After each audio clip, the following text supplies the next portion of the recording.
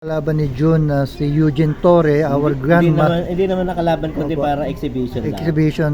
Yeah. Torre, for your information, is the grandmaster, First Asia's Grandmaster. first Asian naging yan, assistant. Ayan, napirmahan pa niya. Ayun, naging assistant din to ni Fisher. Ayun, November 2022 nung nagpunta siya. Ayun, grabe si Kuya, oh.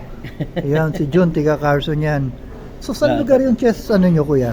Sa cars. Carson and Sa Main Street. Main Street and Ano na? anong kali yun? Kali. Anong pangalan ng lugar?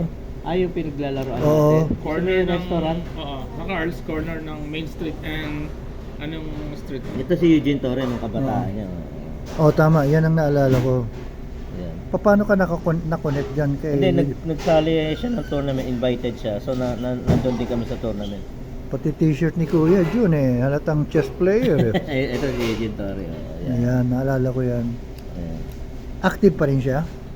Ito, naglaro kami sa kalye, nanonood siya. Sa kalye yan, ha? Kasama namin. Saan siya. lugar yan? Ayan, nag-lunch kami. Saan lugar yan, Ito Kuya? asawa niya, ayun, si Babushka, asawa niya. Wow, ganda puti-puti. Saan lugar to, Kuya? Ito, nung pinakita ko sa kanya, meron ako, Nung bata kaming dalawa. Dalaga. Oo. Saan lugar yung nasa kalye kayo? Dito rin sa Carson? Sa o? may Orange County. Orange County. Ito, nung first Manila Olympiad. Oh, okay. Picture namin nung nasa Manila Olympiad. Chess Olympiad. Grabe. Ito, sumali siya noon sa... Eugene Torre. Pangalan pa lang, Torre na eh. Oo nga. Diba? Galing ni Kuya. O, yan po, mga kapatid. Live right here at Carson, California.